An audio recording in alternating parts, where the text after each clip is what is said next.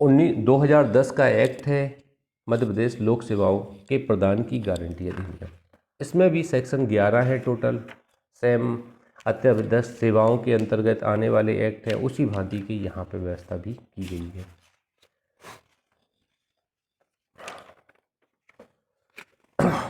देखिए हमारे यहाँ पे लोक सेवा केंद्र बने हैं, आप जाएंगे तहसील लेवल पे देखेंगे, जिला लेवल पे देखेंगे, लोक सेवा केंद्र बने हैं। जैसे हम लोग जाते हैं ना कभी, आप इंदौर वाले जो हैं, इंदौर में आप कलेक्ट्रेट जाइए, कलेक्ट्रेट में जो कलेक्ट्रेट बिल्डिंग बी है ना पीछे वाली, उसके पीछे लोक सेवा केंद्र बने हुए हैं और काउंटर बने हुए हैं। वहाँ पे बड़े बड़े पोस्टर टाइप के लगे हुए हैं कि आपको जो कोई आवेदन बनवाना है, जैसे मान लीजिए आप बनवाना चाहते, क्या निवास बनवाना चाहते, तो 7 दिन में आपको बना के निवास दिया जाएगा। आप खसरे की नकल लेना चाहते तो 7 दिन के अंदर अब तो तुरंत मिल जाती है, एमपी ऑनलाइन कर दी गई है, आपको मैं बता दूं। बिजली कनेक्शन लेना चाहते हैं तो आवेदन कीजिए जाके वहाँ पे, और 11 दिन के अंतर्गत बिजली कनेक्शन मिलेगा आपको। भू अधिकार पुस्तिका बनवाना चाहते हैं तो 15 दिन में भू अधिकार पुस्तिका बन के आपको दी जाएगी। आय प्रमाण पत्र, जाति प्रमाण पत्र, जन्म प्रमाण पत्र, मृत्यु प्रमाण पत्र, इन सब की व्यवस्था इनके अंतर्गत की गई है। मध्य प्रदेश सरकार ने यह एक्ट 2010 में लाया और इसके अंतर्गत ऐसी 450 सेवाओं को रखा गया है जिनको निर्धारित समय पे करने के लिए अधिकारियों को बाध्य किया गया है।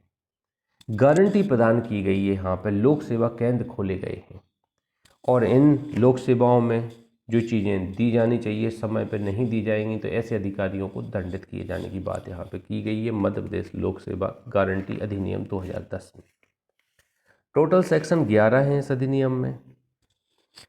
इसमें अभी एक 2021 को एक अध्यादेश ला के थोड़ा संशोधन किया गया है, 2 अक्टूबर 2020 से लागू है। तो क्या संशोधन है वो अपन अंदर देखेंगे, जहाँ पे मर्ज किया गया है वो अपन पढ़ लेंगे। यहाँ पे सेक्शन 2/2021 सेक्शन 2 को सब्स्टिट्यूट किया गया है। हाँ, ये अपन देख लेंगे क्या है यहाँ पे।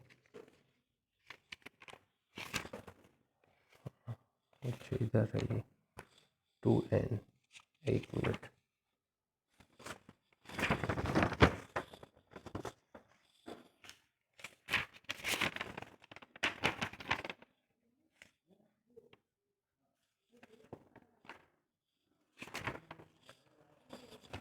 देखिए 2010 का अधिनियम संख्यांक 24 है।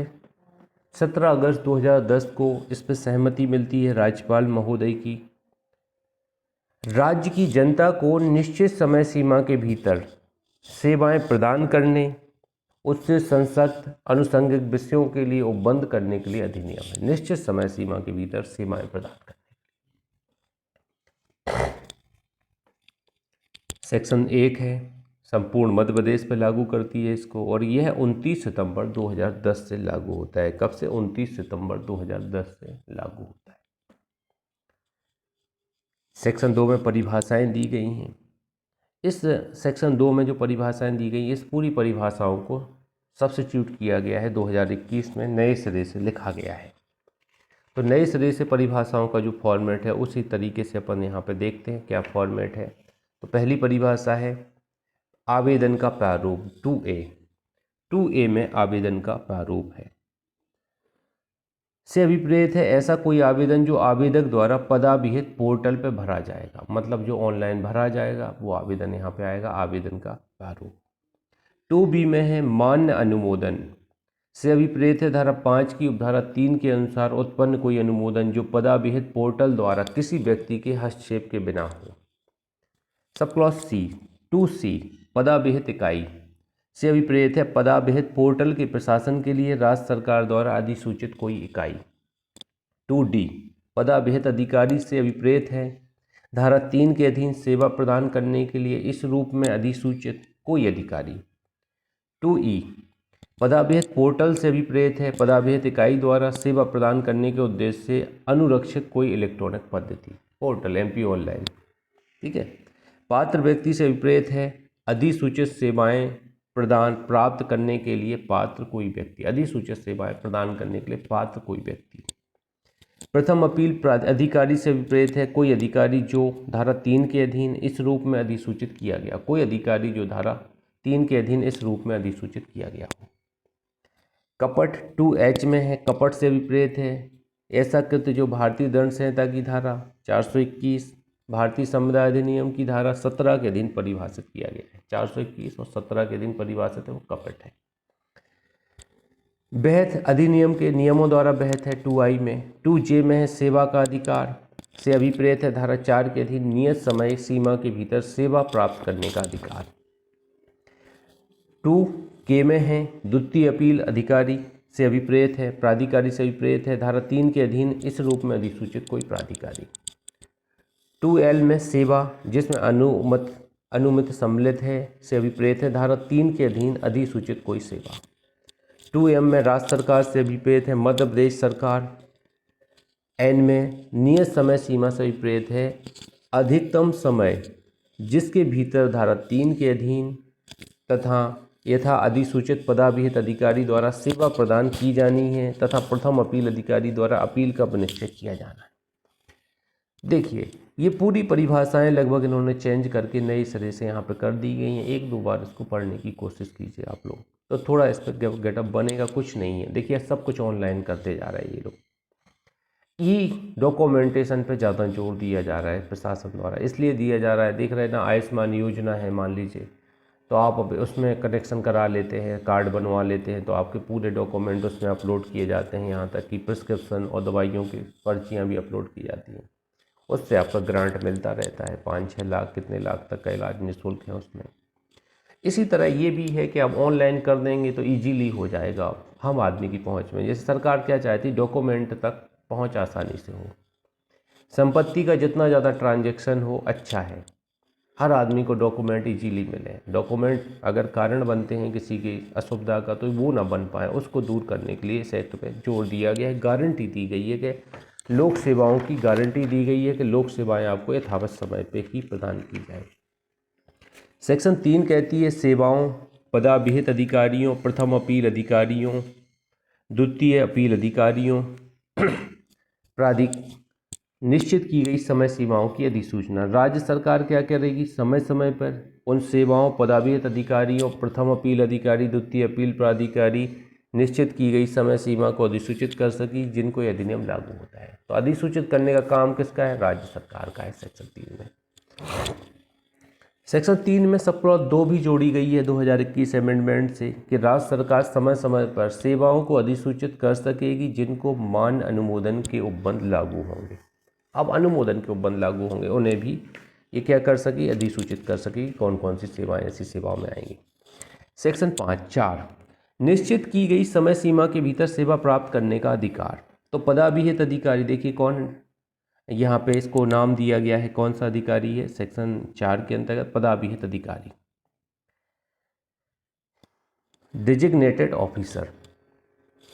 धारा 3 के अधीन अधिसूचित कोई सेवा प्राप्त करने के लिए पात्र व्यक्ति को निश्चित समय सीमा के भीतर ऐसी सेवा प्रदान कराएगा। देखो यहाँ पे आदेशित किया गया है, इनको सेक्शन 2 में मैंडेटरी किया गया है कि आपको क्या करना है, निश्चित समय सीमा पे आपको क्या करना है, सेवा प्रदान करना। निवास बनवाने के लिए मैंने तहसीलदार को आवेदन किया, जन्म प्रमाण बनाने के लिए तहसीलदार को आवेदन किया, तो एक निर्धारित समय जो दिया गया है इस लोक सेवा वाली लिस्ट में, तो उस टाइम के अंतर्गत आपको प्रोवाइड करा दिया जाएगी वो चीज़।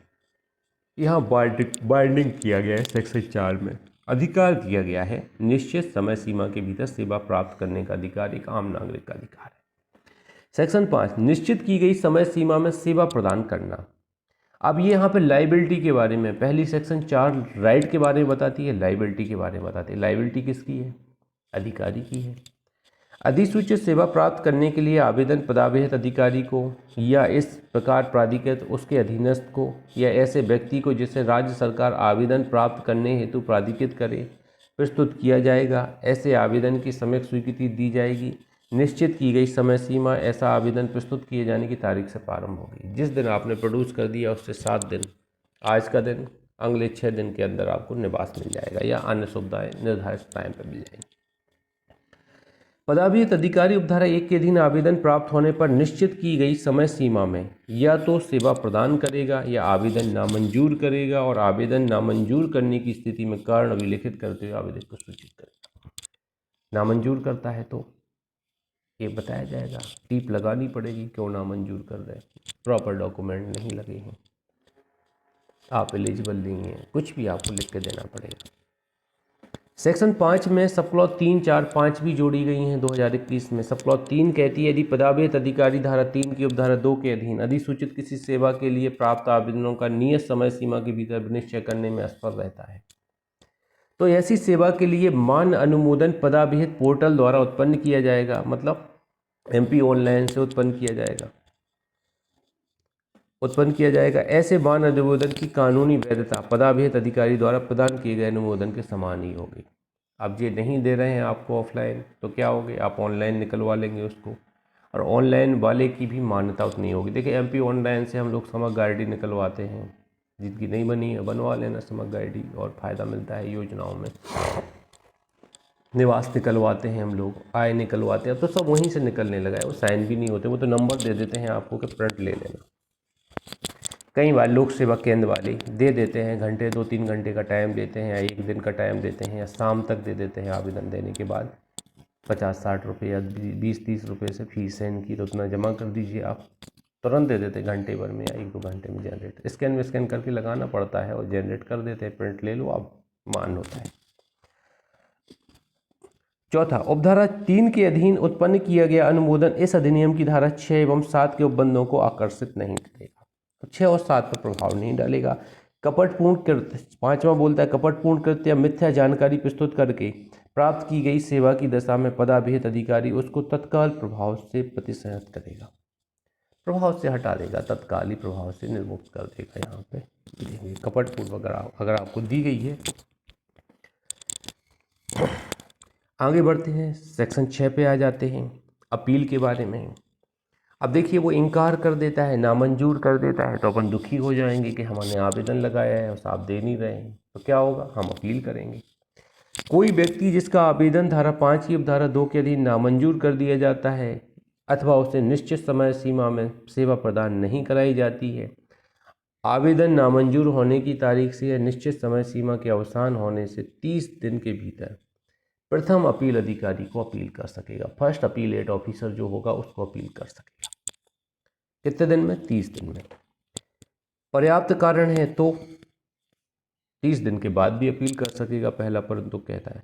और दूसरा परंतु कहता है यह और कि प्रथम अपील अधिकारी स्वप्रेरणा से धारा 5(1) के अधीन प्रस्तुत किए गए आवेदन का जो कि रद्द कर दिया गया हो या निश्चित की गई समय सीमा से परे लंबित हो, अभिलेख मंगा सकेगा और ऐसा आदेश पारित कर सकेगा जैसा वह उचित समझे, समुचित समझे, वैसा आदेश भी पारित कर सकेगा। ये आप समझिएगा यहाँ पे। 5वां, दूसरा, प्रथम अपील अधिकारी पदाभिहित अधिकारी को विनिर्दिष्ट कालावधि के भीतर सेवा प्रदान करने का आदेश दे सकेगा, अपील को रद्द कर सकेगा। तो इस अपील अधिकारी इतना पावरफुल होता है कि वो आदेश देगा निर्धारित टाइम पे आप अपील वो कराइए, सेवा प्रोवाइड कराइए। अपील की सुनवाई के दौरान यदि प्रथम अपील अधिकारी यह पाता है कि आवेदक द्वारा समस्त अपेक्षाओं की पूर्ति करने के बावजूद पदाभिहित अधिकारी द्वारा निश्चित की गई समय सीमा के भीतर सेवा उपलब्ध नहीं कराई गई है या यदि उसकी राय में पर्याप्त कारण समुद्देशित किए बिना आवेदन रद्द कर दिया गया है तो वह द्वितीय अपील अधिकारी को पदाभिहित अधिकारी पर धारा 6(1) के अधीन शास्ति अधिरोपित करने हेतु निर्देश कर सकेगा। तो सेकंड अपील अधिकारी के संबंध में निर्देश यहाँ पे कर सकता है। थर्ड, प्रथम अपील अधिकारी के विनिश्चय के विरुद्ध द्वितीय अपील को ऐसे विनिश्चय की तारीख से 60 दिन के भीतर द्वितीय अपील की जा सकेगी। तो द्वितीय अपील 60 दिन के भीतर सेकंड अपील अधिकारी को कर सकते हैं, परंतु पर्याप्त कारण होने पर 60 दिन के बाद भी अपील कर सकते हैं। तो तीसरा परंतुक है इसमें, दूसरा परंतुक है तीसरे में, यह और कि द्वितीय अपील अधिकारी स्वप्रेरणा से उपधारा 1 के अधीन फाइल की गई ऐसी अपील का जो कि रद्द कर दी गई हो प्रथम अपील अधिकारी के समक्ष निश्चित की गई समय सीमा से लंबित हो अभिलेख मंगा सकेगा, ऐसा आदेश पारित कर सकेगा जैसा वह समुचित समझे। तो द्वितीय अपील अधिकारी को अभिलेख मंगाने का भी पावर है यहाँ पे कि वो अभिलेख मंगा सका गया। अगर रद्द कर दिया जाता है कुछ ऐसा तो वो अभिलेख मंगाने का भी पावर है, रिकॉर्ड मंगा सकता है। अपील होगी तो अपील में भी रिकॉर्ड मंगाए जा सकते हैं, जैसे पुनरीक्षण मंगाते हैं। बी सब क्लॉज 4 में आ जाते हैं।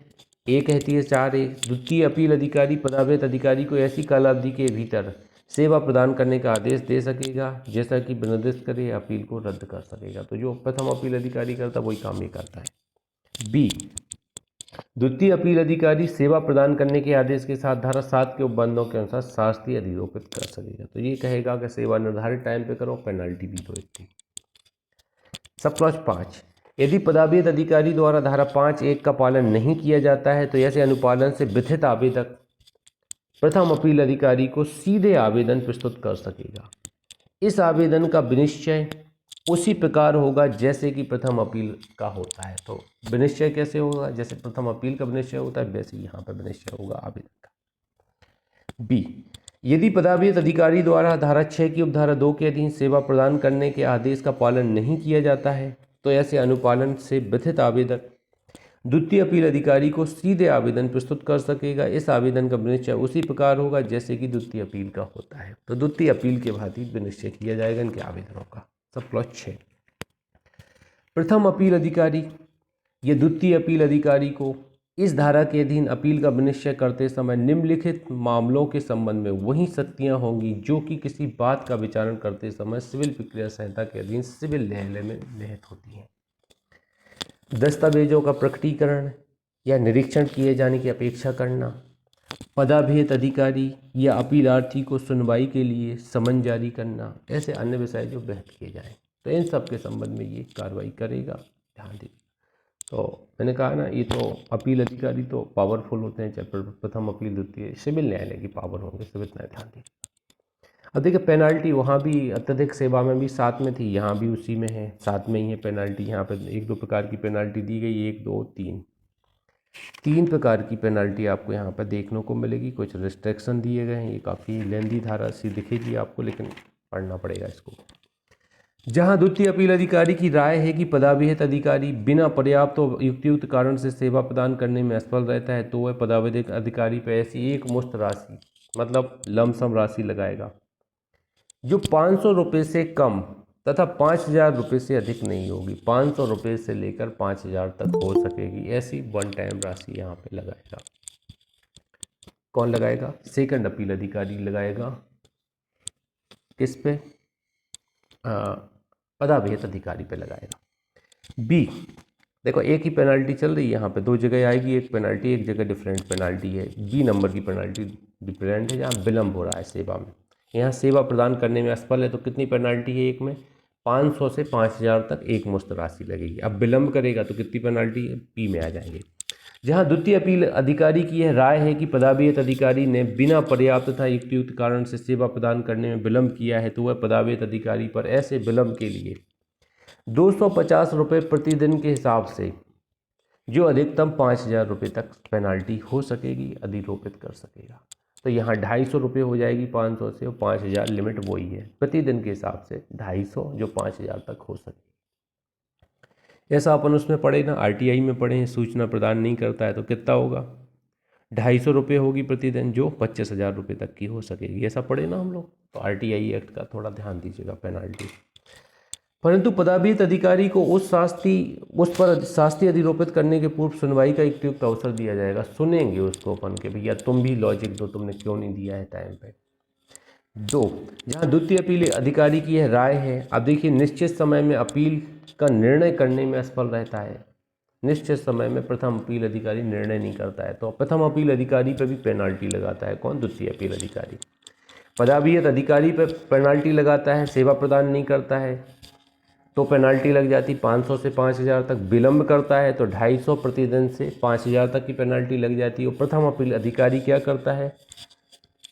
निश्चित समय में अपील का निर्णय नहीं करता है, असफल रहता है, तो उस पर पेनाल्टी लगाएंगे 500 से 5000 तक। वो सब क्लॉज 2 बोलती है। देखिए, जहां द्वितीय अपील अधिकारी की है राय है कि प्रथम अपील अधिकारी बिना पर्याप्त तथा युक्तियुक्त कारण से निश्चित समय सीमा में अपील का निश्चय करने में असफल रहा है, तो वह प्रथम अपील अधिकारी पर ऐसी शास्ति अधिरोपित कर सकेगा जो 500 रुपये से कम तथा 5000 से अधिक नहीं होगी।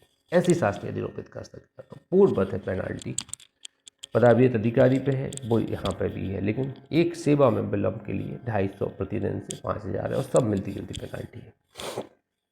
परंतु प्रथम अपील अधिकारी को सुनवाई का अवसर दिया जाएगा। ठीक है भाई, सब क्लॉज 3 बोलती है द्वितीय अपील अधिकारी को उसके द्वारा यथास्थिति 1 उपधारा 1 या 2 या दोनों में अधिरोपित शास्ति में से ऐसी राशि प्रतिकर के रूप में जो कि अधिरोपित शास्ति से अधिक नहीं होगी अपीलार्थी को दिए जाने का आदेश दे सकेगा। तो ये भी देखिए, प्रतिकर की शास्ति भी की राशि तक दे सकेगी, प्रतिकर पेनाल्टी भी दिलवा सकता है। चौथा, यदि द्वितीय अपील अधिकारी का यह समाधान हो जाता है कि पदाभियत अधिकारी या प्रथम अपील अधिकारी बिना पर्याप्त युक्तियुक्त कारण से इस अधिनियम के अधीन उसे सौंपे गए कर्तव्यों का पालन करने में असफल रहता है, तो वह यथास्थिति उस पर लागू सेवा नियमों के अधीन अनुशासनात्मक कार्रवाई कर सकता है। तो यहाँ पर देखिएगा डिसिप्लिनरी एक्शन होगी उनके ऊपर, उन अधिकारियों के ऊपर अनुशासनात्मक कार्रवाई, मतलब इंक्रीमेंट रुकवा देंगे अपन, यही कर सकते हैं। आगे बढ़ते हैं। 5, यदि आवेदक उपधारा 1 या 2 के अधीन द्वितीय अपील अधिकारी द्वारा अधिरोपित शास्ति यदि कोई हो से संतुष्ट नहीं है, तो वह इस संबंध में धारा 6 के अधीन राज्य सरकार द्वारा नामनिर्देशित अधिकारी को आवेदन कर सकेगा। अगर संतुष्ट नहीं है तो किसको आवेदन करेगा? राज्य सरकार द्वारा नामनिर्देशित अधिकारी। द्वितीय अपील अधिकारी से असंतुष्ट हैं तो नामनिर्देशित अधिकारी जो होगा उसको आवेदन करेंगे आप। बी, नामनिर्देशित अधिकारी यथास्थिति प्रथम अपील अधिकारी या पदाभियत अधिकारी को सुनवाई का अवसर देने के पश्चात ऐसी शास्ति अधिरोपित कर सके जो पूर्व में अधिरोपित शास्ति यदि कोई हो को सम्मिलित करते हो 5000 रुपये तक हो सकी तथा संबंधित अधिकारी के अनुशासनात्मक कार्रवाई की सिफारिश कर सकेगा। परंतु नामनिर्देशित अधिकारी को पर्याप्त तो विशेष कारण दिए जाने के अधिरोपित किए जाने के बजाय केवल अनुशासनात्मक कार्रवाई की सिफारिश कर सकेगा या केवल अनुशासनात्मक कार्रवाई कर सकेगा। सी, इसके अतिरिक्त यदि नामनिर्देशित अधिकारी का यह समाधान हो जाता है कि द्वितीय अपील अधिकारी ने अपर्याप्त शास्ति अधिरोपित की है, कार्रवाई लंबित रखी है या ऐसी रीति में कार्य किया है जो इस अधिनियम के क्रियान्वयन में सहायक नहीं है, तो वह सुनवाई का अवसर देने के पश्चात उस पर ऐसी शास्ति अधिरोपित कर सकेगा जो 5000 रुपये तक हो सकेगी या उसके विरुद्ध अनुशासनात्मक कार्रवाई की सिफारिश कर सकेगा। परंतु नामनिर्देशित अधिकारी के विरुद्ध केवल अनुशासनात्मक कार्रवाई भी कर सकता है। देखिए यहाँ पे पहले अपन ने देखा पहला अधिकारी होता है नाम निर्देशित अधिकारी होता है, मतलब तहसीलदार क्या देगा? निवास बना के देगा। वो इनकार करता है, नहीं बनाता है, तो अपन प्रथम अपील कर देंगे, तो प्रथम अधिकारी 30 दिन में करेगा, अपील कर देंगे, पर्याप्त कारण पर 30 दिन बाद भी कर देंगे, तो वो देखेगा, लेकिन दंड नहीं दे पाएगा प्रथम अपील अधिकारी, दंड देगा सेकंड अपील अधिकारी। तो फिर प्रथम अपील अधिकारी फाल्ट करता है तो सेकंड अपील अधिकारी के पास भेजा जाएगा। सेकंड अपील अधिकारी सेक्शन 7 की दंड दे सकता है, ठीक है। लेकिन यहाँ पे ये भी तो हो सकता है सेकंड अधिकारी भी मिला हुआ है, वो भी सेवा अपन को सही प्रोवाइड नहीं कर रहा है, मिसगाइड कर रहा है, तो यहाँ पे अपन एक नाम निर्दिष्ट अधिकारी एनओ होता है जो नॉमिनेशन ऑफिसर होता है, इसके पास का आप मामला भेजेंगे, सेकंड अपील अधिकारी पे भी कार्रवाई करेंगे, फर्स्ट पे भी करेगा, वो सब पे कार्रवाई करेगा। तो ये पावर दिया गया, कितना अच्छा सिस्टम है कि मतलब कहीं से बच ना पाए, लेकिन एक आम आदमी की तो बाट लगी पड़ी है यहाँ पे। इतने अधिकारियों के चक्कर लगाएगा तो कहे की सेवा गारंटी, तुरंत उसको चेक मिलना चाहिए कि तुरंत आदेश करो, एक अधिकारी बैठा लो, तुरंत आदेश करो, तुरंत उसको प्रतिकर प्रदान करो, हैंड टू हैंड। 7 दिन में सेवा नहीं तो 8वें दिन प्रतिकर पेनाल्टी लो आप, या 10वें दिन पेनाल्टी लो। महीनों चक्कर काटोगे तो वो सेवाओं में असुविधा हो जाती है। तो ये हमारे यहाँ का थोड़ा फॉल्ट है सिस्टम का। विदेशों जैसा नहीं है कि विदेशों में जो होता है तो बिल्कुल एक फास्टैग जैसे लगा लिए हैं गाड़ियों पे, अब तुरंत पेनल्टी ले रहे नहीं कि हम लोग गाड़ी निकाल रहे हैं तो तुरंत पैसे ले रहे कि नहीं ले रहे। ऐसे यहाँ पे होना चाहिए कि आप तो अपना अकाउंट नंबर भी डालो इसमें, 7वें दिन से 8वें दिन हो, सीधे अकाउंट में 5000 लो पेनल्टी के पैसे। इतना फास्ट कर देंगे तो अधिकारी कांपते कांपते काम करेंगे, उन्हें पता चलेगा हम जो वेतन खा रहे हैं आम आदमियों की उतना काम भी हमें करना है। देखो क्या होता है, अभी कुछ कह नहीं सकते हैं, वोट की राजनीति। उत्तर प्रदेश में धुआंधार संघर्ष चल रहा है, अभी तो देख रहे हैं ना, रात में 2 बजे मीटिंग हो रही है, अखिलेश यादव कर रहे हैं और बीजेपी भी रण क्षेत्र बना के बैठी है, कांग्रेस ने भी मोर्चा संभाल लिया है। अच्छा तिकड़म फंसा है, मज़ा आएगा इस बार चुनाव में यूपी का देखने में। आगे बढ़ते हैं, सेक्शन 8 में आ जाते हैं, पुनरीक्षण रिवीजन। द्वितीय अपील अधिकारी द्वारा इस अधिनियम के अधीन शास्ति अधिरोपित करने संबंधी दिए गए किसी आदेश से व्यथित पदावित अधिकारी अथवा प्रथम अपील अधिकारी उस आदेश की तारीख से 60 दिन की कालावधि के भीतर पुनरीक्षण के लिए राज्य सरकार द्वारा नाम निर्देशित अधिकारी को आवेदन कर सकेगा, जो विहित अनुसार निराकरण करेगा। तो नॉमिनेशन ऑफिसर को 60 दिन के भीतर रिवीजन करने के लिए आवेदन कर सकता है, क्या आपको यहाँ बताया गया है। परंतु राज्य सरकार द्वारा नाम निर्देशित अधिकारी का समाधान हो जाने पर कि पर्याप्त कारण है तो 60 दिन के बाद भी आवेदन कर सकता है रिवीजन के लिए। आगे बढ़ते हैं, सेक्शन 8A, इसको 2011 में इंसर्ट किया गया था इस एक्ट में, नाम निर्देशित अधिकारी के आदेश का पुनर्वलोकन। अब रिव्यू करने का भी पावर यहाँ दे दिया गया है, पहले रिव्यू का नहीं था, रिव्यू करने का पावर भी यहाँ पे आ गया है सेक्शन 8A के अंदर। तो अपील भी है, पुनरीक्षण भी है, रिव्यू भी, पूरे राइट दे दिए हैं, मतलब हर आदमी को पूरी सुविधाएं मिलना चाहिए। डॉक्यूमेंटेशन में तो देखने को मिल रही है, अब आदमी तक कितनी पहुँच रही है ये अपन लोग देखिए। धारा 7 की उपधारा 5 के खंड ग के अधीन पारित किसी आदेश से व्यथित द्वितीय अपील अधिकारी उस आदेश की तारीख से 60 दिन की अवधि के भीतर पुनर्वलोकन हेतु नाम निर्देशित अधिकारी को आवेदन कर सकेगा। नाम निर्देशित अधिकारी विहित प्रक्रिया के अनुसार आवेदन का निराकरण करेगा। परंतु नाम निर्देशित अधिकारी यदि उसका समाधान हो जाता है कि आवेदन पर्याप्त कारण से समय के भीतर वो किया गया है तो 60 दिन के बाद भी वो आवेदन ग्रहण कर सकेगा रिव्यू के संबंध। सेक्शन 9, सद्भावपूर्वक की गई कार्रवाई से संरक्षण। अब यहाँ पे किसी भी व्यक्ति के विरुद्ध कोई बात, अभियोजन या अन्य कार्रवाई नहीं होगी जो वो सद्भावपूर्वक कोई कार्य कर रहा है। सेक्शन 10, नियम बनाने की शक्ति। राज्य सरकार राजपत्र में अधिसूचना द्वारा इस अधिनियम के उपबंधों को कार्यान्वित करने के लिए नियम बना सकेगी। कौन बनाएगा नियम? राज्य सरकार बनाएगी। सेक्शन 10 में ऐसे नियमों को बनाए जाने के पास राज्य विधानमंडल के समक्ष रखा जाएगा, ये सब प्लॉट 2 में कहा गया है। सेक्शन 11 कहती है कठिनाइयों को दूर करने के लिए जितने भी असंगत उपबंध हैं आदेश द्वारा कठिनाइयाँ दूर कर सकती है राज्य सरकार अधिनियम बनाए जाने से 2 वर्ष की अवधि के भीतर। तो भैया यहाँ पे ये 11 सेक्शन हैं जो अपन ने इसके बारे में पढ़ी हैं मध्य प्रदेश लोक सेवा गारंटी अधिनियम 2010 के अंतर्गत। तो इसको थोड़ा याद कीजिए, इसी परिप्रेक्ष्य में याद कीजिए, दंड याद करने की कोशिश कीजिए, पदाधिकारी। तो ऐसा अपन को एक बार पढ़ने के बाद सोचना जरूर है उसके बारे में, तो अपन को ये थोड़ी कंठस्थ